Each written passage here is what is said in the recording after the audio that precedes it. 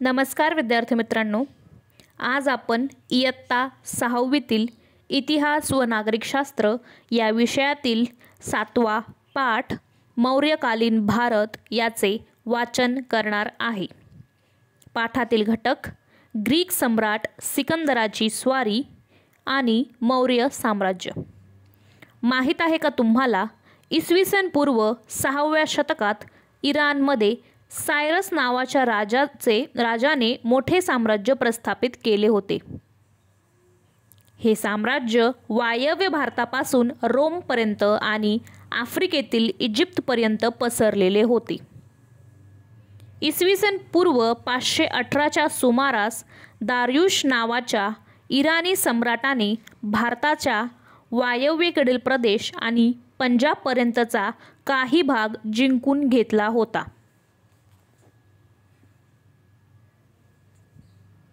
दार्युशने या प्रदेशातील काही सैनिक आपल्या सैन्यात भरती केले होते। ग्रीक इतिहासकारांच्या लेखनातून त्यांची माहिती मिळते। सम्राट दार्युशच्या काळात भारत आणि इराण यांच्यामध्ये राजनैतिक संबंध प्रस्थापित झाले। त्यातून व्यापार आणि कला या क्षेत्रातील देवाणघेवाण वाढली। सम्राट दार्युशने त्याच्या साम्राज्यात सर्वत्र दारिक नावाचे एकाच प्रकारचे चलन लागू केले।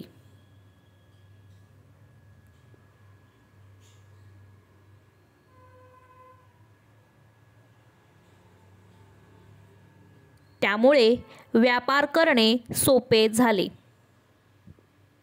पर्सिपोलिस हे राजधानीचे शहर सम्राट दार्युशच्या काळात बांधले गेले। पर्सिपोलिस हे ठिकाण इराणमध्ये आहे।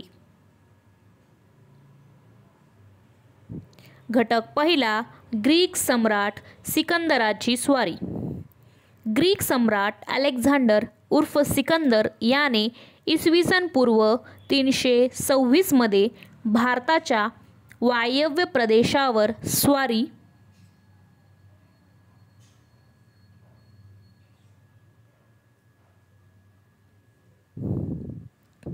केली। सिंधू नदी ओलांडून तो तक्षशिलेस आला। या मार्गावर काही स्थानिक भारतीय राजांनी त्याच्याशी निकराचा लढा दिला, तरीही पंजाबपर्यंत पोचण्यात सिकंदर यशस्वी झाला। मात्र या स्वारीत त्याच्या सैनिकांना फार हाल अपेष्टा सहन कराव्या लागल्या होत्या। त्यांना मायदेशी जाण्याचे वेध लागले होते। त्यांनी त्याच्या विरुद्ध बंड पुकारले। सिकंदरला माघार घेणे भाग होते। भारतातील जिंकलेल्या प्रदेशांच्या व्यवस्थेसाठी त्याने ग्रीक अधिकाऱ्यांच्या नेमणुका केल्या आणि त्यांना सत्रप असे म्हटले। त्यानंतर तो परत फिरला। वाटेत बॅबिलोन येथे इसवी सन पूर्व 323 मध्ये तो मरण पावला। हे स्थळ आजच्या इराकमध्ये आहे। सिकंदराच्या आगमनामुळे भारत आणि पश्चिमेकडील जग यांच्यातील व्यापार वाढला। सिकंदराच्या बरोबर जे इतिहासकार होते त्यांनी त्यांच्या लेखनातून पश्चिमेकडील जगाला भारताचा परिचय करून दिला। ग्रीक मूर्तिकलेचा भारतीय कलाशैलीवर प्रभाव पडला। त्यातून पुढे गांधार नावाच्या कलाशैलीचा उदय झाला। ग्रीक राजांची नाणी वैशिष्ट्यपूर्ण असत। त्यावर एका बाजूला ते नाणे पाडणाऱ्या राजाचे चित्र तर दुसऱ्या बाजूला एखाद्या ग्रीक देवतेचे चित्र असे। नाण्यावर त्या राजाचे नाव असे। सिकंदराची नाणीही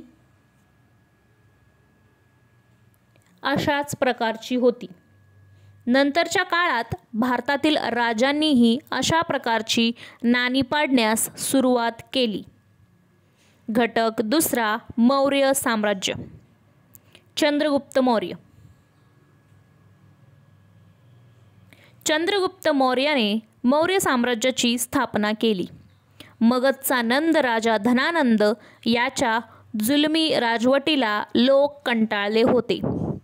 त्याचा पाडाव करून चंद्रगुप्त मौर्याने इसवी सन पूर्व 325च्या सुमारास मगधावर स्वतःची सत्ता स्थापन केली.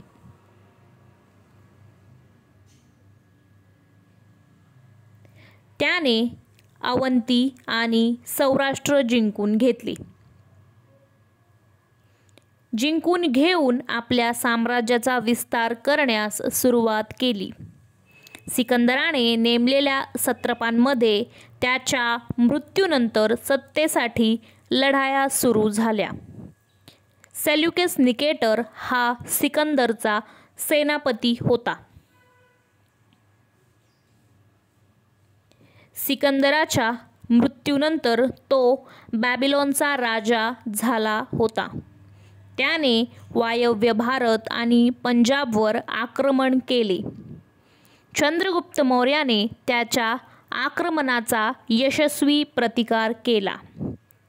सेल्युकस निकेटरचा पराभव केल्यामुळे अफगाणिस्तानातील काबूल, कंदाहार, हेरात हे प्रदेश त्याच्या साम्राज्यात सामील झाले.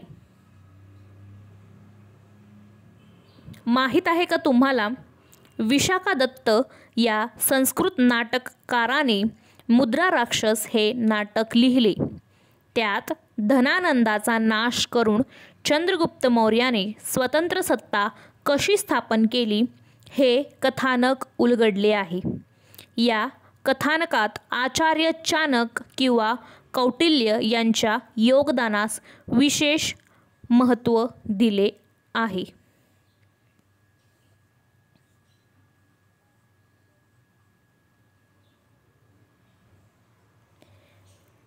मेगॅस्थनीस हा सेल्युकस निकेटरचा राजदूत चंद्रगुप्त मौर्याच्या दरबारात राहिला होता. त्याच्या इंडिका या ग्रंथातील वर्णन हे मौर्यकालीन भारताच्या अभ्यासाचे महत्त्वाचे साधन आहे. गुजरात राज्यातील जुनागडजवळ सम्राट चंद्रगुप्त मौर्याने सुदर्शन नावाचे धरण बांधलेले होते. तसा उल्लेख असलेला शिलालेख आहे. माहीत आहे का तुम्हाला, जैन परंपरेनुसार चंद्रगुप्त मौर्याने जैन धर्माचा स्वीकार केला होता असे मानले जाते. आयुष्याच्या शेवटी त्याने राजपदाचा त्याग केला. उरलेले आयुष्य तो कर्नाटकातील श्रवणबेळगोळ येथे राहिला. तेथेच त्याचा मृत्यू झाला. सम्राट अशोक.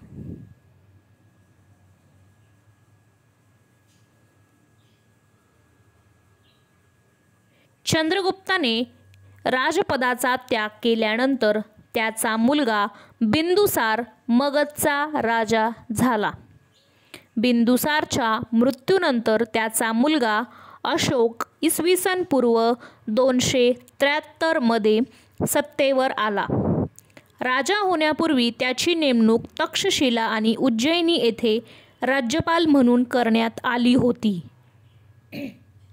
तो राज्यपाल असताना तक्षशिला येथे झालेले बंड त्याने यशस्वीरित्या मोडून काढले होते. मगधचे सम्राटपद प्राप्त झाल्यानंतर त्याने कलिंगवर स्वारी केली. कलिंग राज्याचा प्रदेश आजच्या ओडिसा राज्यात होता. सम्राट अशोकने कलिंगवर विजय मिळवला. वायव्येस अफगाणिस्तान आणि उत्तरेस नेपाळपासून दक्षिणेस कर्नाटक आणि आंध्र प्रदेशापर्यंत तसेच पूर्वेस बंगालपासून पश्चिमेस सौराष्ट्रापर्यंत सम्राट अशोकाचे साम्राज्य पसरले होते. कलिंगचे युद्ध. कलिंगच्या युद्धातील रक्तपात पाहून अशोकने पुन्हा कधीही युद्ध न करण्याचा निर्णय घेतला. सत्य, अहिंसा, इतरांप्रती दया आणि क्षमावृत्ती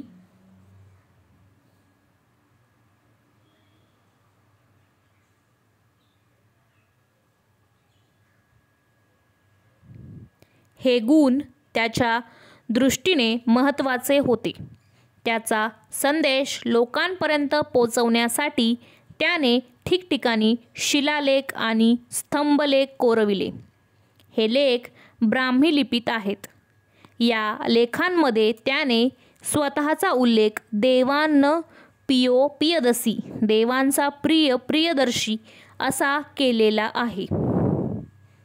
राज्याभिषेक झाल्यानंतर 8 वर्षांनी त्याने कलिंगवर विजय मिळवला आणि तेथील विनाश पाहून त्याचे हृदय परिवर्तन झाले याचा उल्लेख त्याच्या एका लेखात आहे.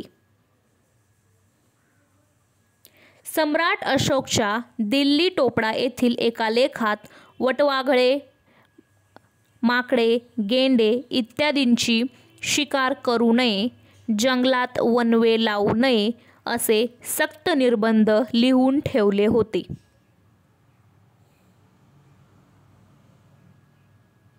अशोकाचे धर्मप्रसाराचे कार्य.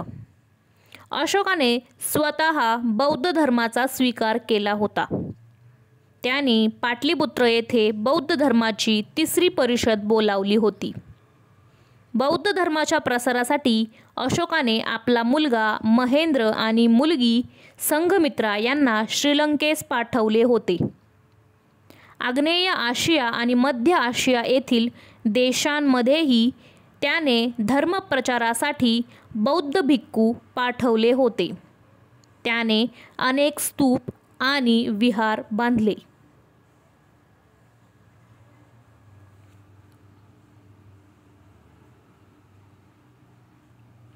अशोकाची लोकोपयोगी कामे.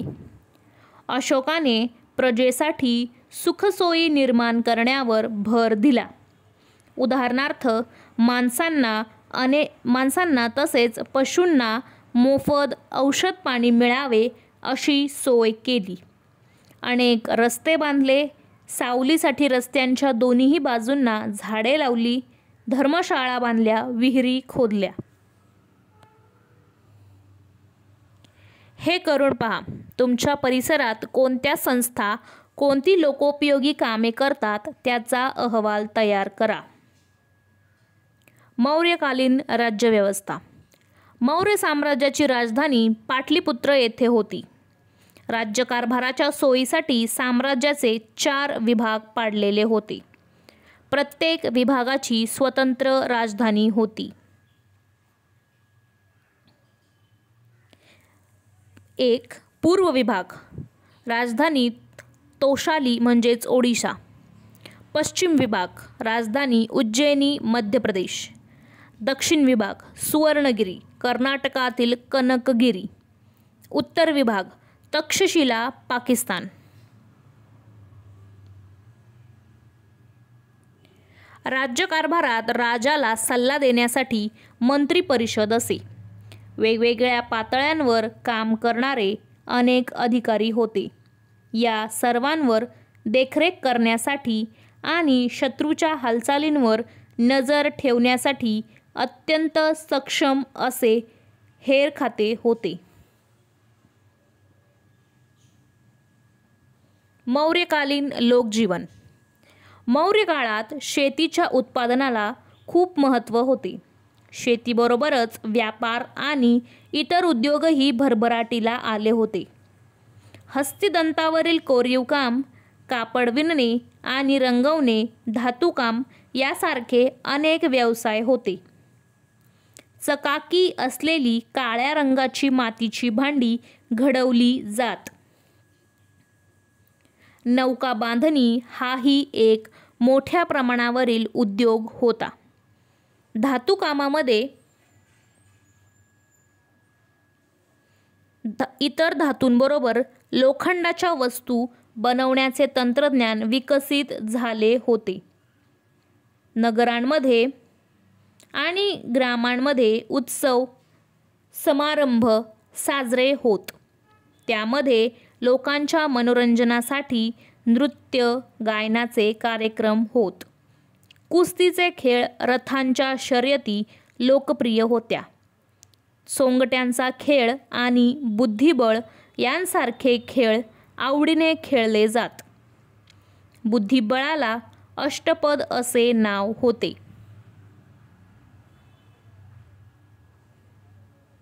मौर्यकालीन कला आणि साहित्य. सम्राट अशोकाच्या काळात शिल्पकलेला उत्तेजन मिळाले.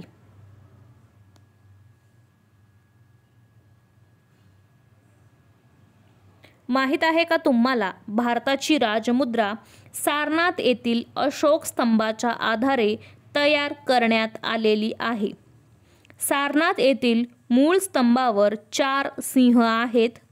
प्रत्येक सिंहाच्या प्रतिमेखाली आडव्या पट्टीवर चक्र आहे. त्यापैकी आपणास एकच चक्र पूर्णपणे दिसते. चक्राच्या एका बाजूस अश्व व दुसऱ्या बाजूस वृषभ आहे. राजमुद्रेची जी बाजू दिसत नाही त्या बाजूवर अशाच पद्धतीने हत्ती आणि सिंह हे 2 प्राणीही आहेत. अशोकाने उभारलेले स्तंभ हे भारतीय शिल्पकलेचे उत्तम नमुने आहे. त्याने उभारलेल्या स्तंभावर सिंह, हत्ती, बैल यांसारख्या प्राण्यांची अतिशय उत्तम शिल्पे आहेत. सारनाथ येथील अशोक स्तंभावरील चक्र भारताच्या राष्ट्रध्वजावर झळकते आहे. त्या स्तंभावर 4ही बाजूस सिंह आहेत. समोरून पाहताना त्यातील 3च आपल्याला दिसतात. ही भारताची राजमुद्रा आहे. त्याच्या काळात खोदली गेलेली बराबार टेकड्यांवरील लेणी प्रसिद्ध आहे. ही लेणी बिहारमध्ये आहे. भारतातील लेण्यांमध्ये ही लेणी सर्वात प्राचीन आहे. सम्राट अशोकाच्या मृत्यूनंतर मौर्य साम्राज्याला उतरती कळा आली. मौर्य काळानंतर भारतात अनेक राज्ये उदयास आली. काही साम्राज्यही उदयाला आली. मौर्य साम्राज्य प्राचीन भारतातील सर्वात मोठे साम्राज्य होते. मौर्य काळानंतरच्या राजकीय आणि सांस्कृतिक घडामोडी आपण पुढील पाठात समजावून घेणार आहोत. धन्यवाद.